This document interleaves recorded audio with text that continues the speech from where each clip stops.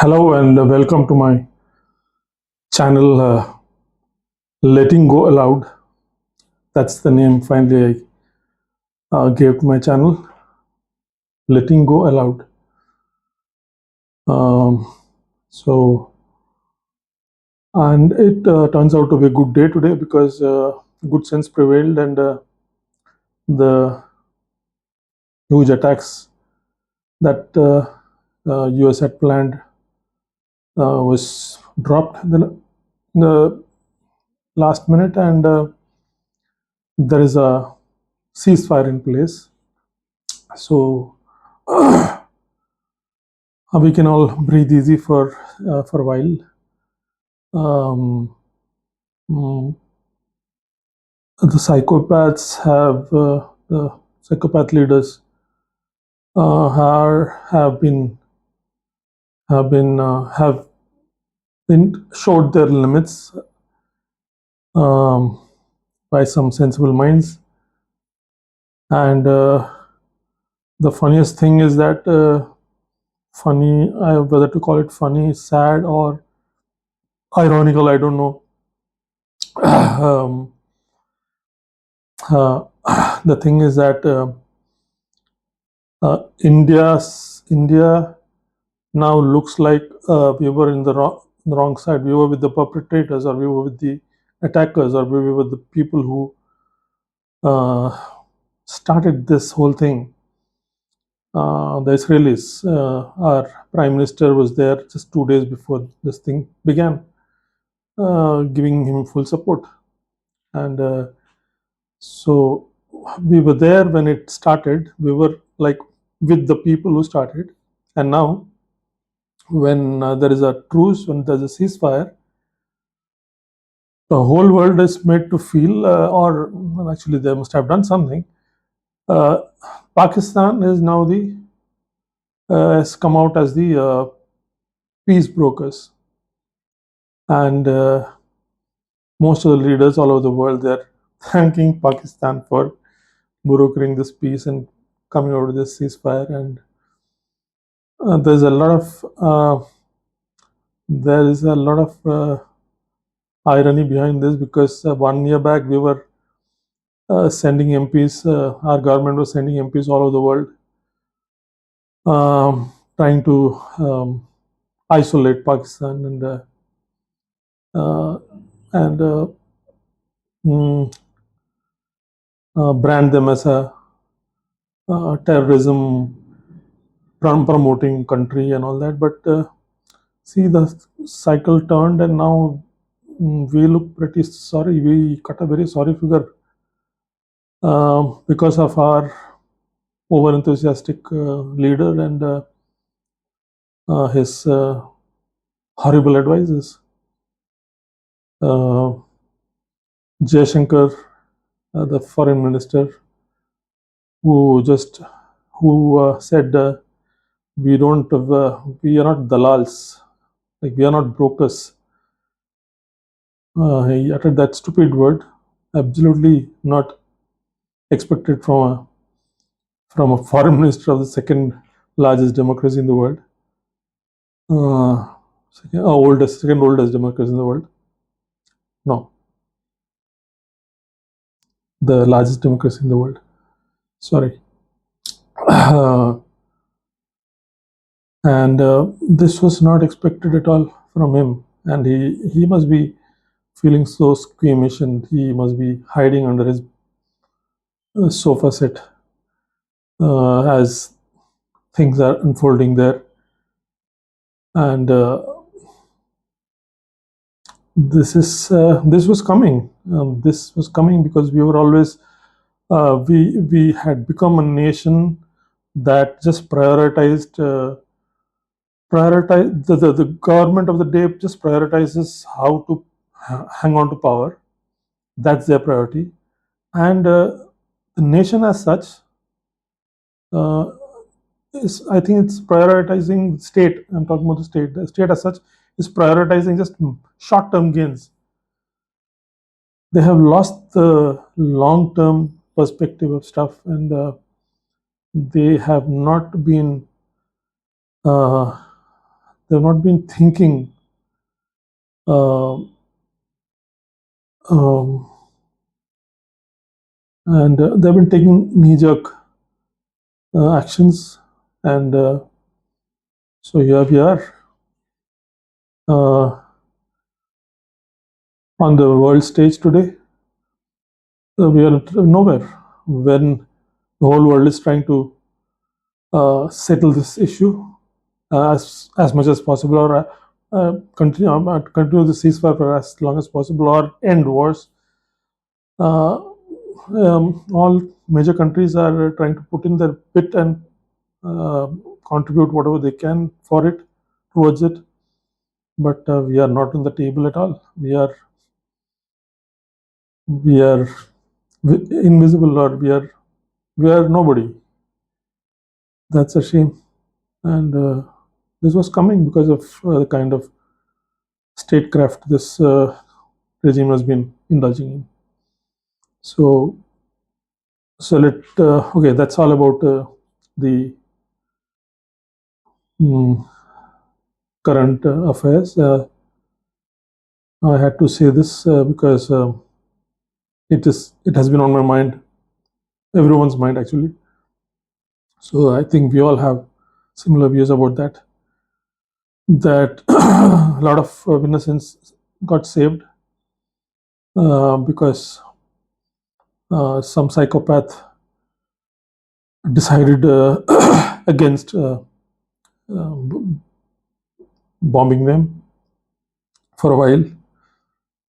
So let's hope this lasts, and let's hope let's hope citizens don't uh, elect psychopaths.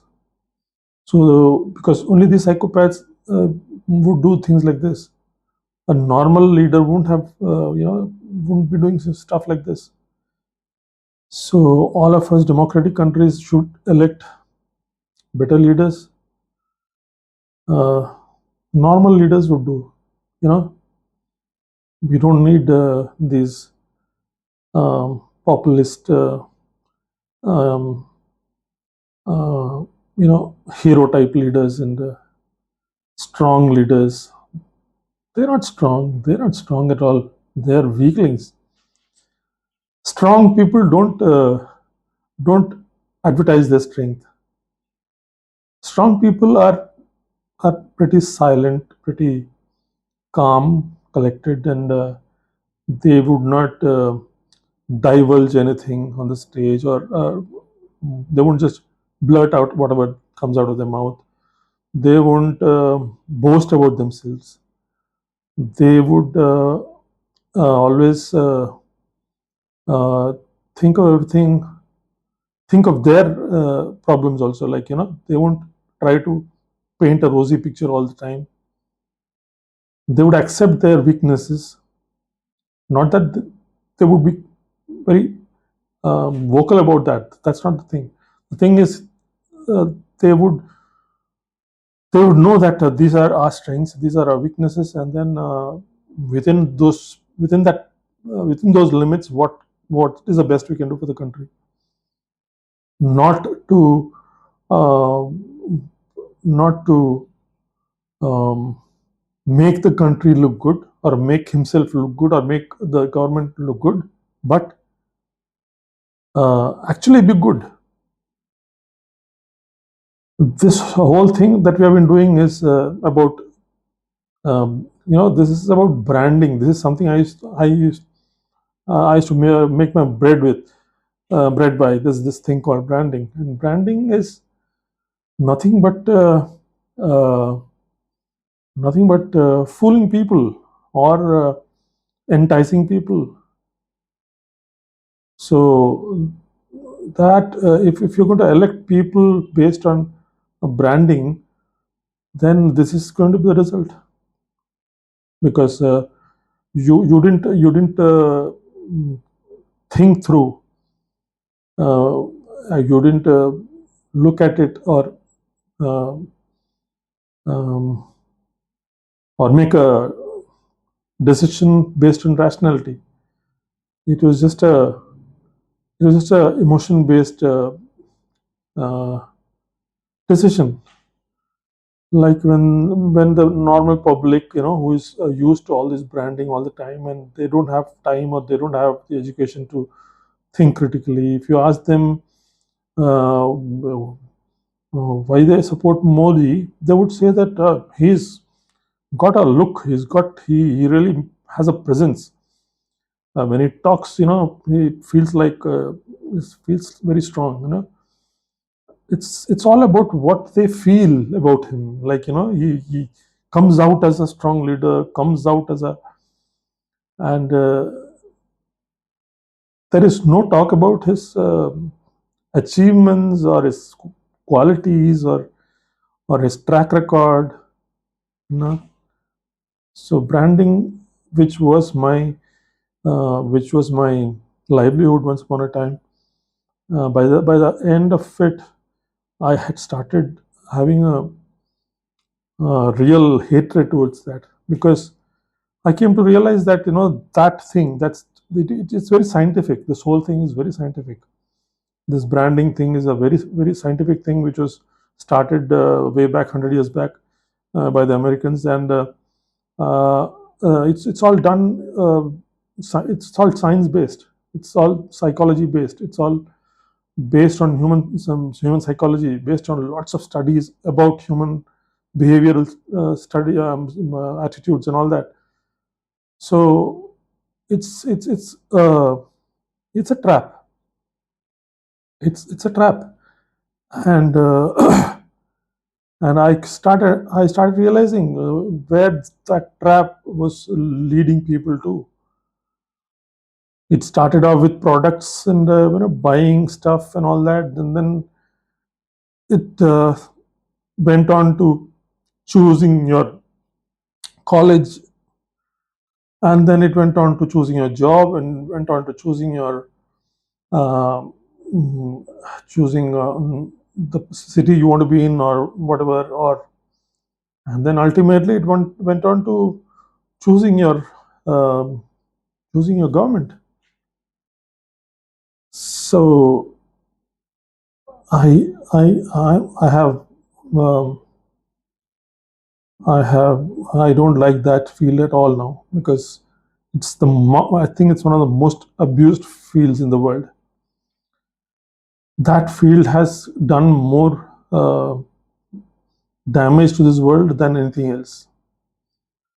That field has made us all consumers, mad consumers. That field has made us eat all the wrong things, buy all the wrong things, unnecessary things, and that field has made us feel insecure about ourselves. That field has made us feel fearful about our future. That field has made us all feel ugly about ourselves. That field has made us feel bad that my skin color is not uh, the way it should be, or my my uh, body is not the way it should be. It's so far from the ideal look that a person should have. Uh, I'm not. I'm not. But I'm not driving the right car. I'm not wearing the right clothes. I'm not visiting the right places, or I'm not eating the right things, or it has completely overtaken our lives, and and it has uh, it has almost killed our critical thinking. Your algorithm based social media sites and all that is nothing but a progression of the same science of branding, science of manipulating people on their subconscious level. And so here we are, hooked to cell phones, hooked to the next trend, hooked to um, buying the next iPhone, hooked to whatever is the latest fad about dieting, about weight loss, and all that. We're literally we literally become slaves to a few people sitting there and manipulating our minds. And this is scary. This is scary.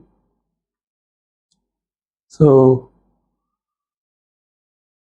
so let me talk about that some other day. Today, I wanted to talk about something else. I want to talk about cruelty.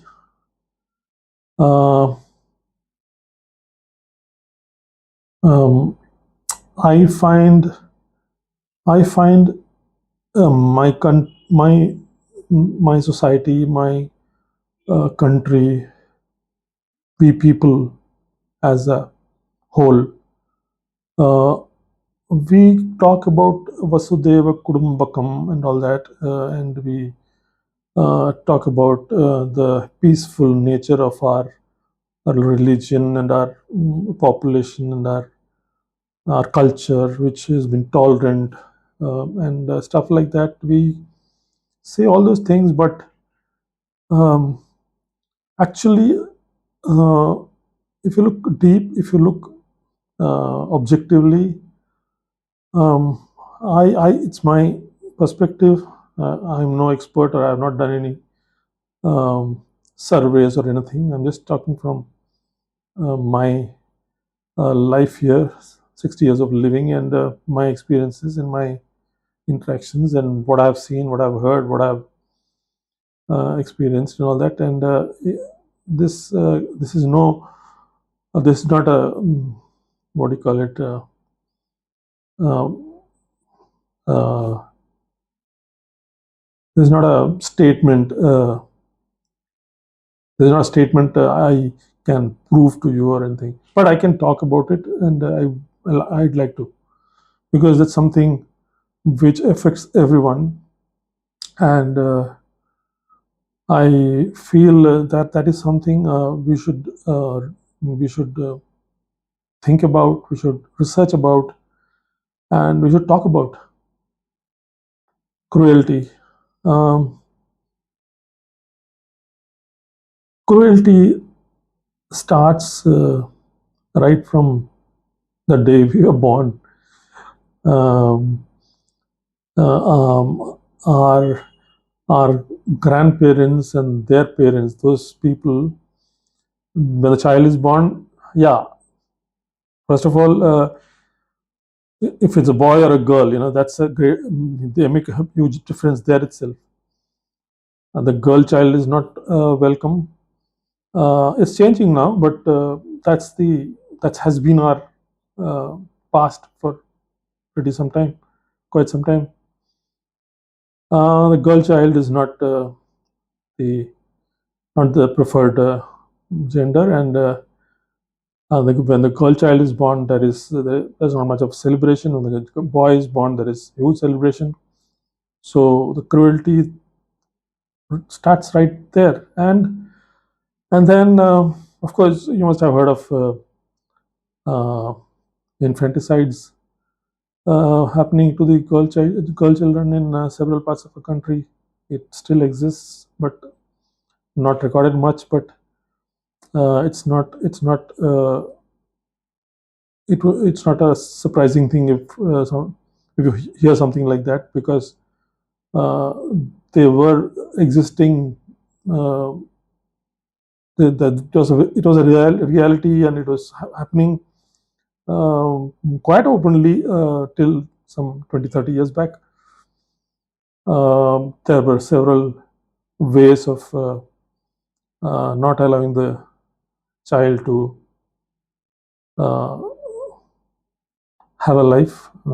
They were unlived by um, so many means. I don't want to describe them here, but uh, mm, I've heard they have they were choked and all that. Okay, so that's number one. There, the cruelty starts there. Then you have. I remember the newborn is uh, handled by either a grandmother or some, very old lady, or they would hire somebody from outside who were experts in this thing, and those people or those grandparents would come, and they would literally torture the child for almost a month or so, and make us, the parents, believe, even though if we wouldn't like, even if we had a problem with that, they would convince us that it was all for the child's future health. I have never understood what benefits the child would get. A small little life, just fragile little thing. I don't know what future benefit it would get by pouring almost boiling water on it, and giving it not a bath. It was they don't give the child a bath. They give a child waterboarding. Actually, that's the word that comes to my mind. Like, they torture the kid before the bath. There's a first, I forgot that part. There is this warm or hot oil taken and massaged in such a way that it almost looks like, they are creating legs and hands and everything. Like, they would treat the baby as clay, and twist them, turn them, bend them, press them, and do all kinds of stuff. And after that, once, and the child would be bawling, like crying out aloud, and because this is torturous for this small kid. It has come out of a place where it was so comfortable. There was, it was the most comfortable place on earth, and then it's outside now, and it's just trying to adjust to this, surviving this, this new world that he's come out. He's entered now, and this is what he gets first. This treatment by those old people, and yeah, after that, oil massage with hot oil. Okay, and after that, there is this um, lengthy, um, mm, giving long bath. And that includes that starts with pouring almost boiling water onto the baby, and the baby shrieks and screams, and then with that hot water, again, every part of the body is washed off with soap or whatever, because there's so much of oil in the bodies, the baby, that you have to wash all that off. So you need lots of water, and again you have too much of handling, and all that, and some strange practices also I've seen. Like, I'm sure a lot of you also must have seen. I don't know whether it's just for the girl children, or boys also are subjected to that. The old lady would press the nipples, those micro nipples they have, press it so hard, and some fluid would come out. I don't know. I mean, that's what they say. Some fluid comes out, and it is supposed to be removed. All this is not based on any kind of science. No medical doctor would tell you to do all these things, and no pediatrician would, allow all these things. But nobody objects. So this cruelty is something that the children are subjected to right after they are born, and most of the time, the child's parents, my generation. Let me just take my generation. I was not happy at all about this, and it was my mother-in-law who was doing that, and I told her to stop it. I said, then this thing happens that, oh, if we don't do it, who will do it? And can you give a can you give a bath to the child? I said, I will do it from tomorrow. And what I did was, I purchased one small tub, and just um, put some cloth inside it for the baby, and lukewarm water I used, and I just, you know, cleaned everything, cleaned wherever it has to be cleaned, and used very little soap, very little water. The idea was to just clean this small little fragile thing. The idea was to just see to it that the child felt fresh. The child did not get any infection, or bacterial infection or anything. And the idea um, was to just uh, clean the baby. That's all that was needed. But no, that is not the way things are in India. That they almost make it look as if that torture is very important for later life. I don't know how many children, small children like this, would have got so many things damaged because of all those things. And of course, in their future, they would have suffered. But there is no way they would have had something beneficial to them in the future because of this. That I'm pretty sure. Because there's nothing about all this in medical science. Otherwise, we would be seeing this all over the world, or even the developed countries.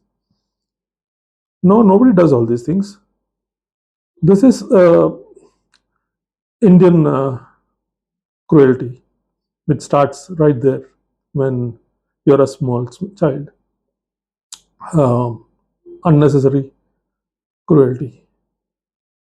Um, that is, I think, there is a um, there is an incentive attached to suffering. That, I think, that is also there in the culture. Um, there is an incentive attached to suffering. So if if the child suffers, it must be good for them in the future. Some good will come out of that. Uh, and I think that also plays into this thing. And yeah, and then after that, when the child starts having a bit of um, solid food and stuff, there we have this habit of force feeding the child. I have never understood that. The child, a hungry child, would cry for food, and if you give food at the right intervals, the child would be happy and play around and give you a lot of joy. But no, that is not enough. Here, they are force fed, like if they make a bowl of something, some mashed vegetables, or those things that children at the age of 1 and all that eat, and then later on it moves on to simpler stuff. It is not like give the child what it wants and stop when the child feels full or satiated, or maybe wants to eat later. No, that is not the thing here. The mother or the grandmother takes that amount of food which the boys or girl is supposed to have, and then they literally go around feeding the child with their hands, and they would do this till the whole quantity gets over, and the children get fed up of that practice. They get irritated, they get angry, they try to react, but they are shouted and they are threatened that, no, no, you got to finish this, or else.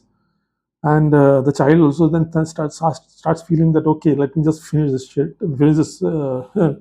thing for their sake. So this uh, they that's cruelty, and then that cruelty also, uh, it imbibes the child imbibes this cruelty, that he feels that this is okay, this is how it is.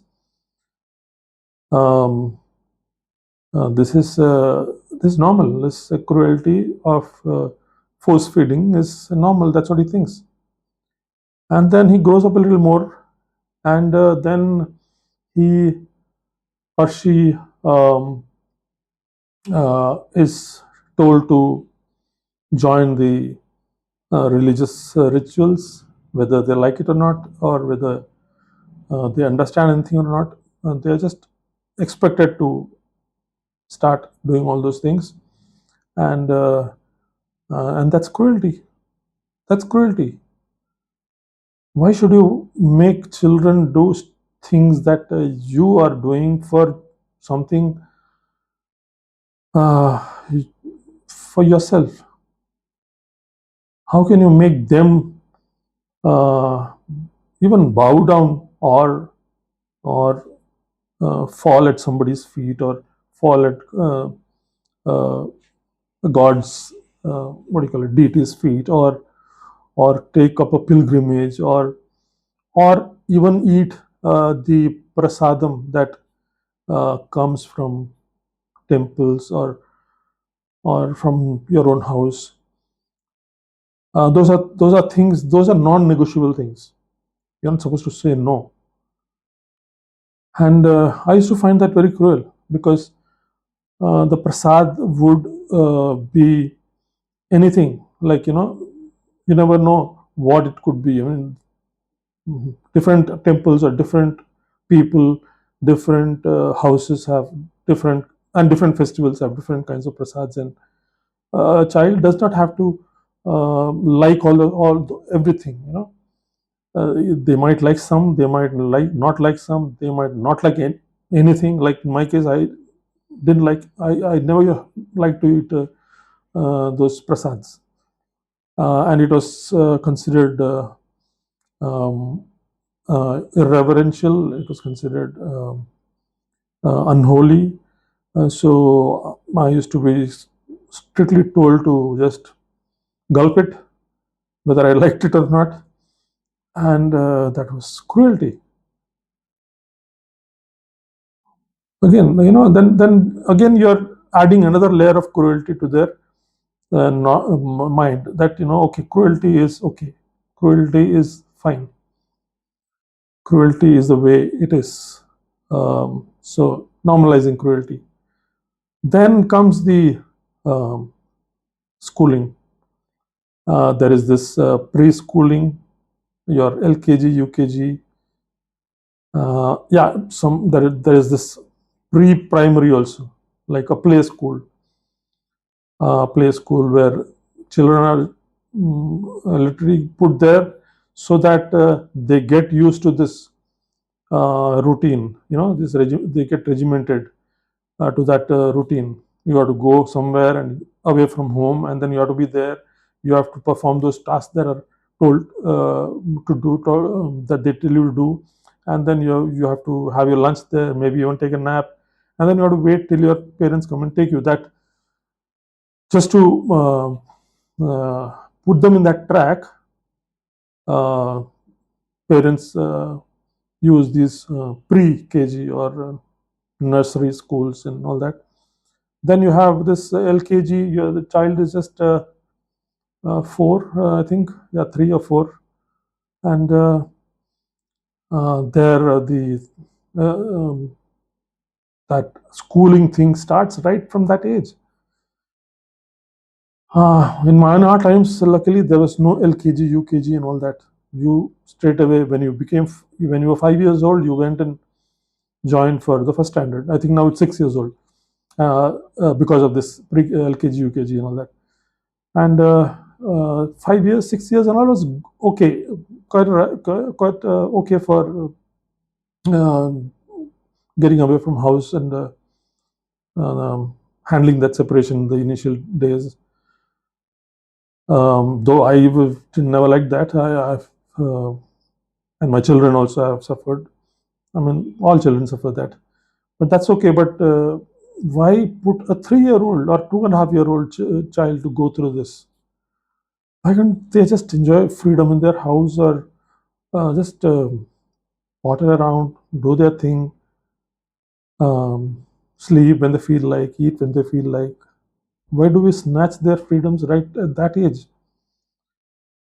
After all, they have to do that for a long time, 12 years. So, it should be as short as possible, not as long as possible. Now, our children go through this school system for, um, let's say, half a year for pre-KG, then 2 years for LKG and UKG, then 12 years of schooling. So 12 plus 2, 14 and a half years.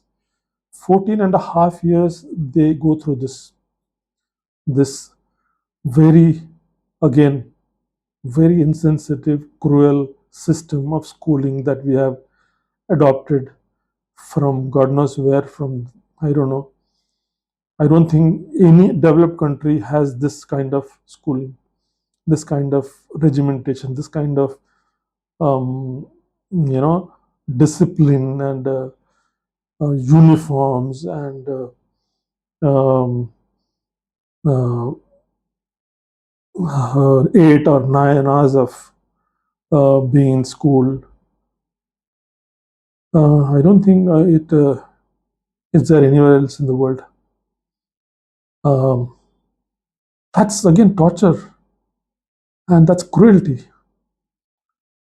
Uh, Parents, I told you about parents cruelty, which starts young, and then the teachers take over, and teachers are cruel.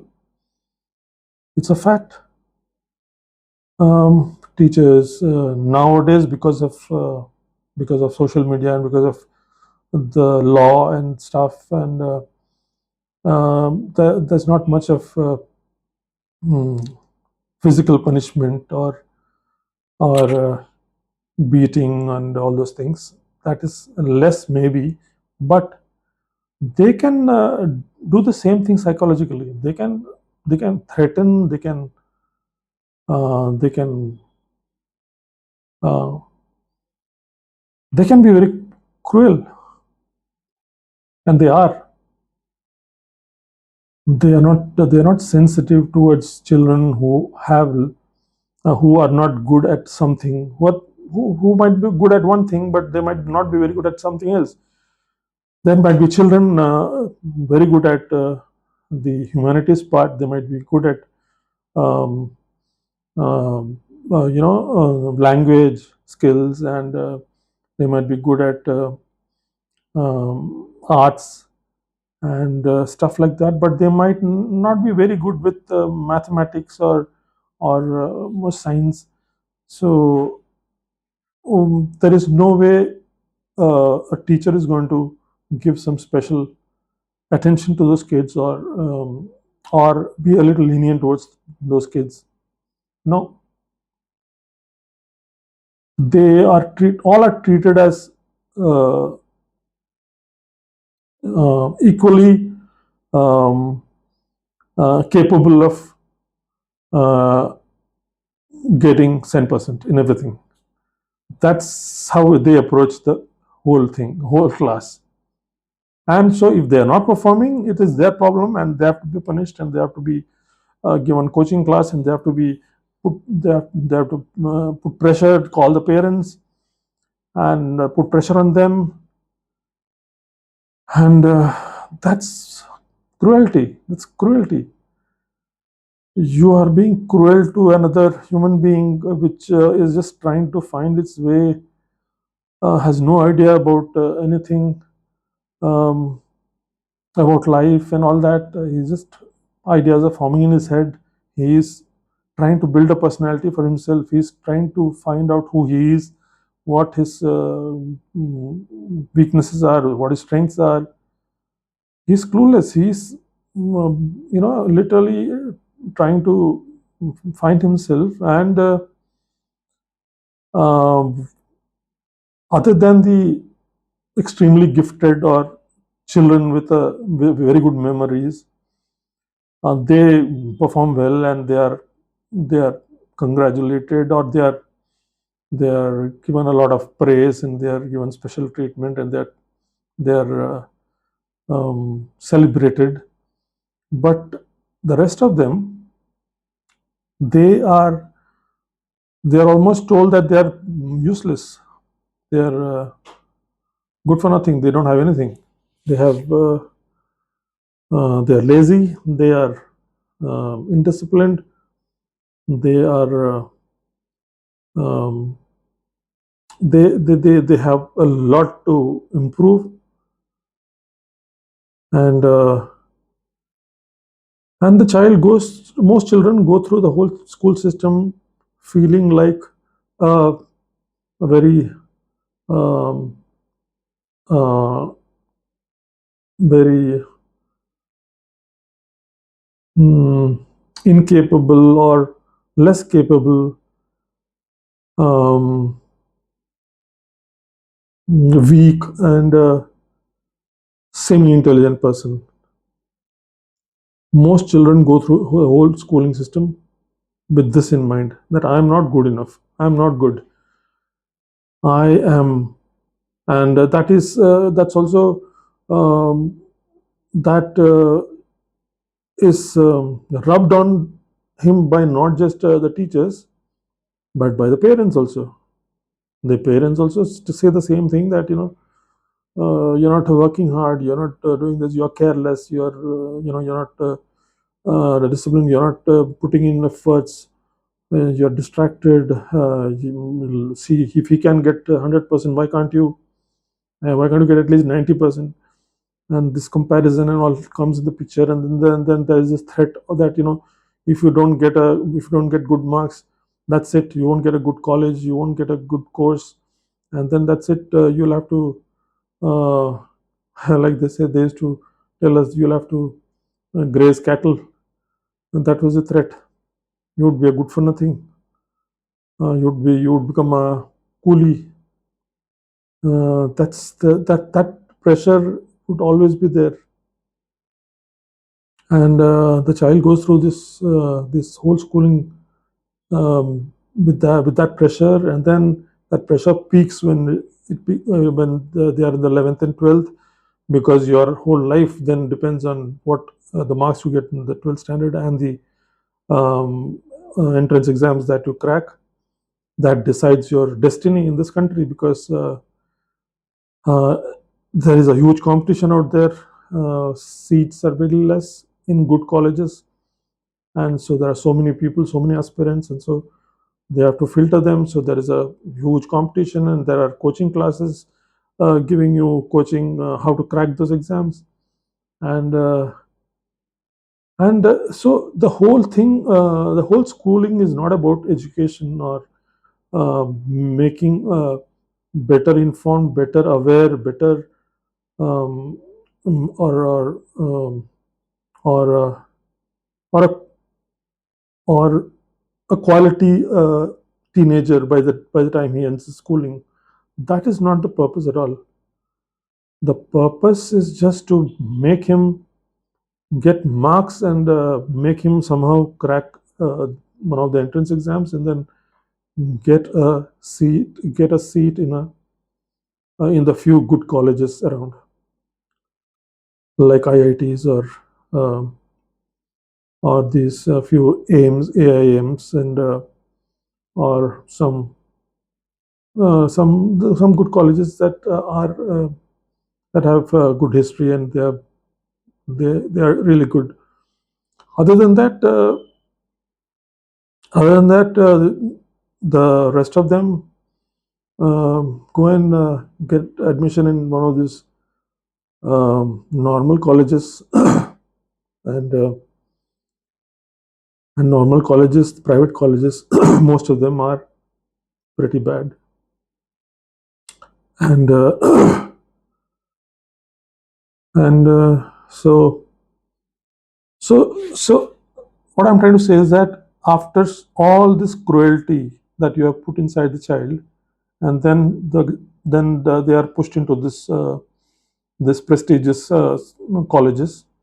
The ones who get into prestigious colleges, or the others who get into normal colleges, there they are already a cruel. They already normalized cruelty. They are young adults with a lot of cruelty in them, because we have injected so much of cruelty in them. And then he goes through that course, and there is this ragging, which is, I think, part of that cruelty coming out, the cruelty that he has imbibed through his schooling and all that.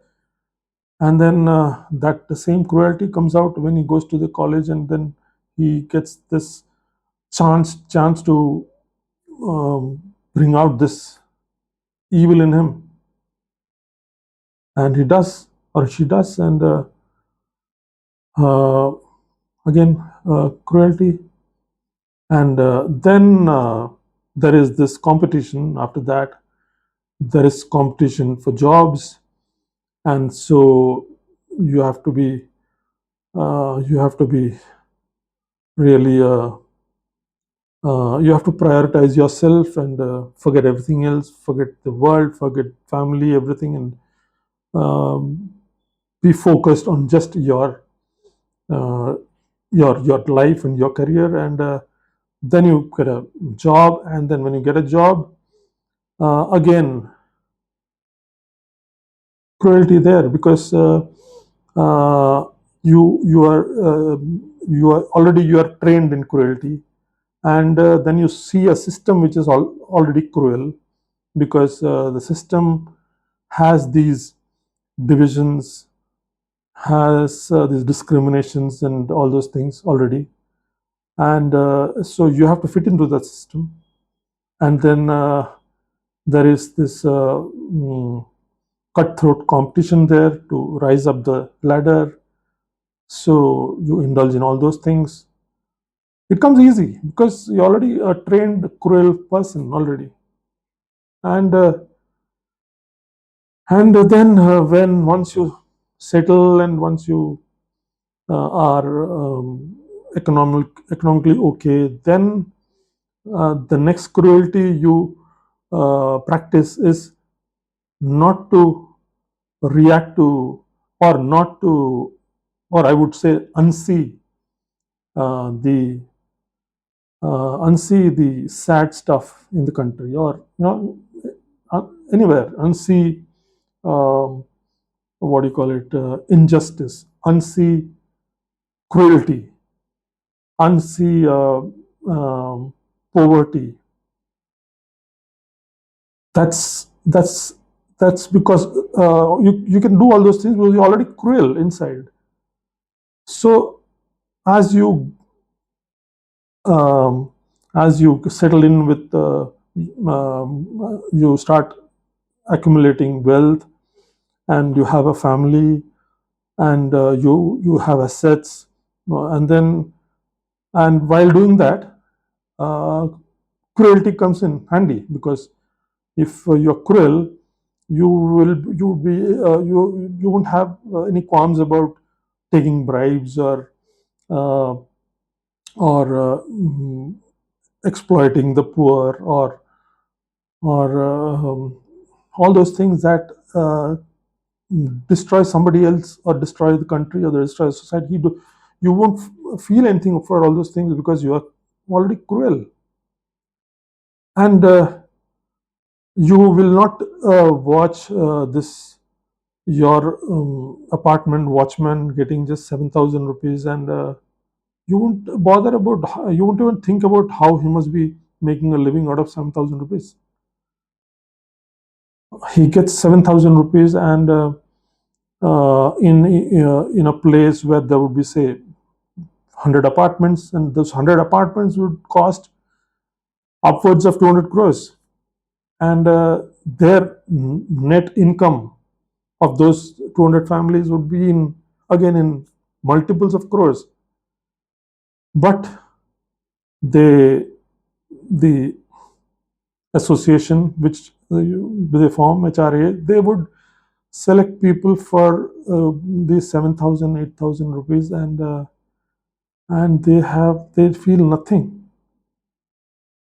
Of course, because of the poverty of this country and too many people around, people would come for anything. I mean, it's not like you won't get people for 7,000. There are people available, so why not use that? So that's cruelty, right? You're exploiting somebody else's situation.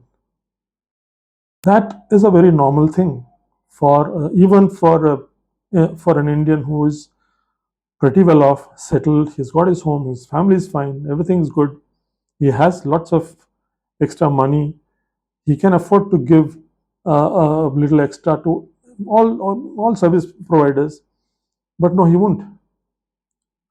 He will not give if the next apartment person is giving 2,000 rupees to a maid.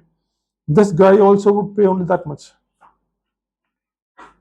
It's like the cruelty is it's a common factor. It's something that it's something that benefits them. So benefits come. That's benefits are more important than feeling for the other person, or being um, a little generous.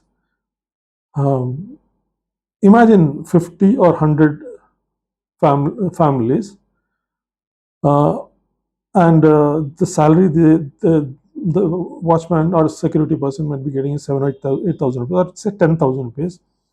So to make that 10,000, 15,000 would cost these families just a few rupees, maybe 20 rupees or 50, 30 rupees. That's all, 40 rupees, something like that.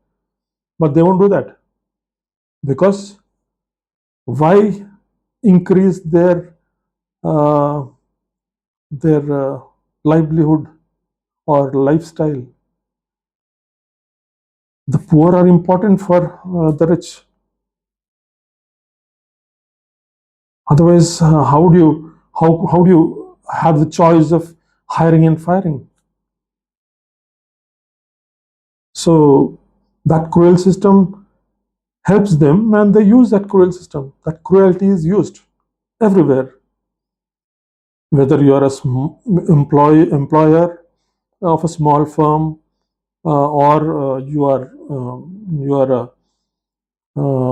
are staying in a apartment complex where there are lots of employees, whether uh, you are employing a driver or a maid, or anybody for that matter. You would Indians would look at what is the available cheapest, average cheapest rate given, and decide. Even companies for that matter, industries, they don't look at what is the salary that would give that person a decent life. No, that's not the thing. They just look at the other industries, and what is the going rate, and the lowest average going rate is taken into account, and that's the salary that's offered. And when you offer a salary like that, don't you think their cruelty would also be, you're also provoking their cruelty? Think of it. If you have an apartment complex, and if you are staying in an apartment complex with the watchmen, with gardeners, and with so many people, and they are all not happy. They are they're just doing the job because there's nothing else available, better paying stuff, better paying jobs. So they are just tolerating this thankless job. Um, so wouldn't that also make them cruel towards People like us are the better off people. So then that cruelty is passed on to these people, and the majority of the people, like the working class, and the working class uh, becomes cruel. The normal people, because they they find that cruelty pays. Not being cruel means you'll be out of the system, and so cruelty has been incentivized. Um, when a middle class guy, or when a normal Indians don't have civic sense, this is the thing that is going on all around the world, and it's quite true also. We have here in this place, which is inside the corporation. It's not inside the city, but it's a little away from the city, but it's still part of the corporation. The corporation has created a system of uh, garbage retrieval from the houses.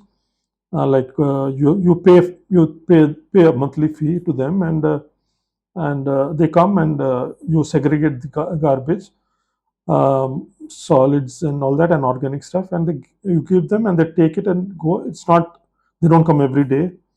The corporation is not that rich, or they don't have resources to send people every day.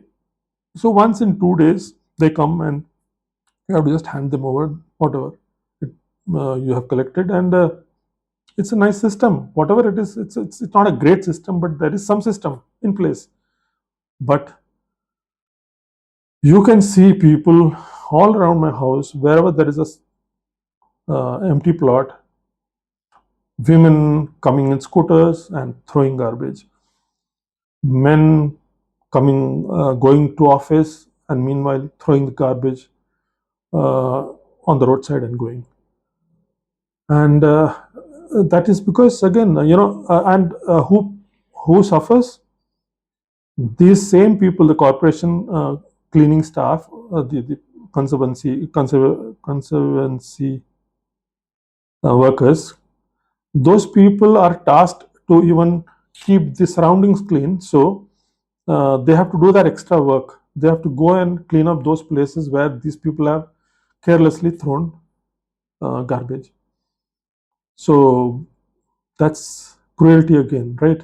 The guy who is throwing this to the road, he's being cruel to that other person who's going to come and pick that up, pick that thrown garbage which is strewn all over the place. He has to collect all of them, and then uh, you know uh, and retrieve all of that and take it to wherever it is taken, and that's cruelty, right? We do that.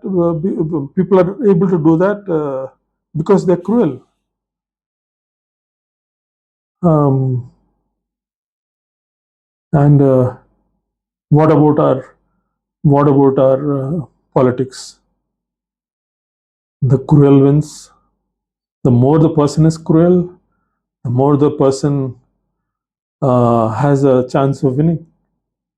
The cruelest gets the topmost position. That's how this whole system has become. Cruelty is there in every section of the state apparatus, right from uh, the police till the bureaucrats and those bada sahabs. Cruelty runs in their veins. Very few people are kind enough to go the extra mile to help those in need, and the rest of them just use this cruelty as a incentive for climbing up the ladder. If you're not cruel, then you will have to stand up as a bureaucrat. You will have to stand up, or as a policeman, you will have to stand up against your superior, or you'll have to stand up against the politician, the minister. So being cruel is profitable. So they there again, kindness does not pay, so they are all cruel. I am not blaming people here. We have slowly developed a system where cruelty is incentivized. You have these communal riots and all that. They are engineered by politicians, and because it serves their purpose. And these guys who do all these things, they don't do it for nothing. They get something out of it. That's why they do it. There is some incentive behind doing that. So there is incentive in every part of life, in uh, every stage of life, every phase of life. There is incentive in being cruel. There is no incentive in being kind. It could be because of this huge population we have. Uh, we don't have matching resources, so there is huge competition for those little resources that we have, and so we have this animal instinct of beating everybody else and grabbing what we can when we can. So it's become part of our psyche. Um, I find I don't find people smiling um, nowadays. Wherever you go, the smiles are all gone. In our times, we used to wherever we used to go to a shop or to a hospital to see a doctor, or to the railway station to buy a ticket, or wherever there was an interaction between two people, a public interaction, the thing would start with a mild smile and a acknowledgement, and leave alone good morning and namaste, namaskaram, and all that. Forget all that. Just this acknowledgement, this mild smile, uh, uh, uh, a gaze into their eyes, a contact, making eye contact.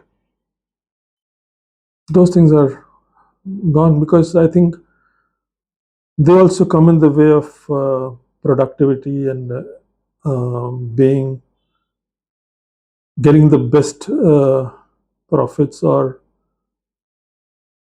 um, not mixing emotions and business, which can affect profitability, or which can affect uh,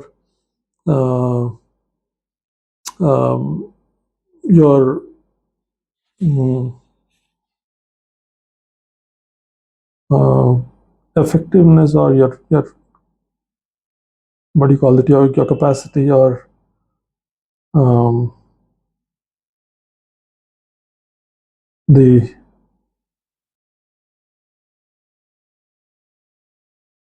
I don't get that word, but you get the point.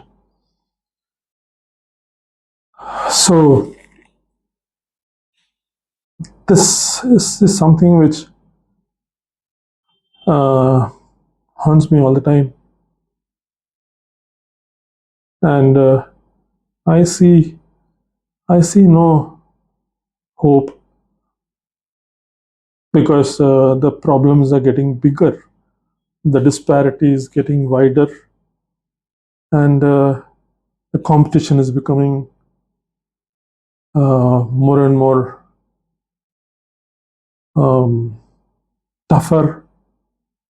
Resources are not expanding at that in that same proportion, and so there is this whole survival mode that people are on all the time.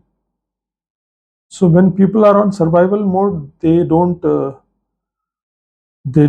give much importance to interpersonal relationships or basic human um connections or kindness and warmth. All those things, I think, come in the way of becoming faster and grabbing opportunities, grabbing whatever is there, money or profits or whatever. So the whole nation seems to be on that mode, survival mode, and so cruelty has become normalized. Uh, I don't read the papers anymore. I mean, I stopped reading the newspapers, and I don't keep track of the daily news coverage of events that happen, because uh, cruelty sells again, and so everything that has happened, cruel stuff that has happened, is there on the paper, it's there in the news and all that, and then I didn't want that. I didn't want a supply of cruelty into my brain, so I stopped all those things. But then one has to go out, right? One sees that right outside your house, you can see cruelty happening every day. I um,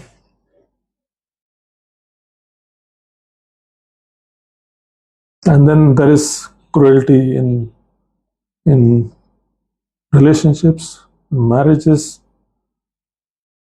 and then there is cruelty of the in-laws towards the daughter-in-law. That's a famous thing, Indian thing. The cruel mother-in-law or cruel in-laws who demand stuff from the daughter-in-law, and that's part of our culture and folklore and cinema and everything. So I don't even have to mention that here. Um, then there is again, I see cruelty towards. This is a new thing. This is a new phenomena. There was this was less earlier. I mean, at least till my generation, it was less cruelty to old people. That's in at least from my perspective, it's a new phenomenon, because in at least in my father's generation, or my parents' generation, I don't think many, all most of them, at least in my social circles and all. I can't speak for uh, the working class or the people who mm, struggle to survive. Those people, or I cannot speak for the really rich people who have big uh, uh, assets, and they have this partition issues, and they have rich people's problems. So I'm not going to talk about them, though. It's common knowledge that Gautam Singhania, who died a few days back, he was kicked out of his house by his own son. The I'm sorry, the one who died, his name was Singhania Senior. I forgot his name, but Gautam is the son. the son, in the process of grabbing the whole company, he kicked his father out of his house, and that man was living in a rented small place without any resources and all that. And this guy was going around the world having ball, and he had inherited everything from him. The complete man. The slogan was that man, the father's creation. Raymond's. That brand was created by the father, and the son, like some kind of Roman emperor's son, um, or like those Mughal rule emperor's son. Like that, he went about destroying his father and inheriting everything and grabbing everything possible and making it all his own. And I don't know, I don't understand that. And yeah, and so what I was trying to say was, in our generation, my parents' generation, they did not face much of cruelty in their old age. We all were respectful towards them. I used to have my arguments and all, and I used to have with them, but kindness and empathy was always there, and uh, till the end, we took care of them when they fell sick, and that was the case in most of my generation uh, people. But then now I see a new generation who are cruel to the old people. They look at old people as either liabilities or assets that are uh, not yet come to them, or the reasons or the stumbling blocks to their whatever they can inherit. That's how they are seeing them. I see them. I have noticed this. The warmth is less. Respect is almost zero, because we are just put in that basket of boomers who don't know anything about AI, and who are slow, and who are not social media savvy. See, look at me. And so they have just put us uh, in a social waste basket. We are all basket cases for them, and that's kind of feeling I get from even my children. Um, so that cruelty is something I had to mention here, because I see that creeping in the society in a big way. I have heard of people leaving their old sick parents in temple towns, just abandoning them and running away. And temple towns, because temple towns, they can just go around and get food, and uh, they can just find shelter somewhere in their last days. And temple towns are famous for abandoning parents. Varanasi is famous for that. So is uh, places like Tirupati, and so many other, Tiruvannamalai, and these are places I have. I mean, I have seen, or I have seen things in social media. Actual footage of a man carrying uh, his mother and father and a bag in a scooter, and leaving them on the side of the road and just running away, driving off. Like, yeah, we are famous for abandoning pets. So this is also um, Of course, people who can abandon parents in that society can abandon pets, right? Easily. The cities are full of abandoned pets. They keep pets, and then when the pets become sick, when they need care, they just throw them on the roads, and they they are domesticated animals, dogs mostly, and they cannot survive in the on the roads and stuff. And they they die a very sorry death. They live for some time somehow, and then they die. And so that cruelty is also there. And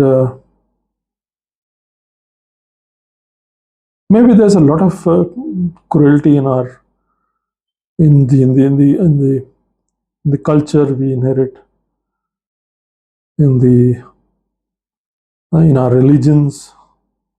There's a lot of cruelty in our religions. You read our epics, whether it is our Hindu epics or the other religious epics. There is so much of cruelty. Cruelty is the main theme. Cousins on war with cousins, siblings killing each other, and the list goes on. So yeah, so cruelty. Can't we be less cruel, be more kind? Think about this. Um, I'm sure many people um, don't even notice this because it's become part of life. But if you distance yourself from this whole thing and look at look at it on a micro level, then you realize that it's a pretty cruel country. We are a cruel people. There is no other way to put it.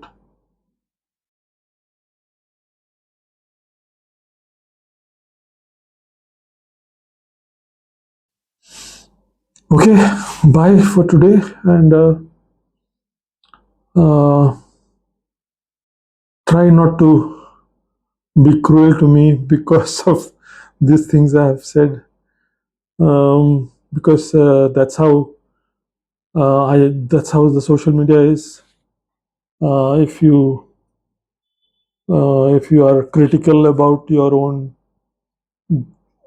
people or your own uh, culture, your own government, your own people, your institutions, it's not taken lightly. People get angry, and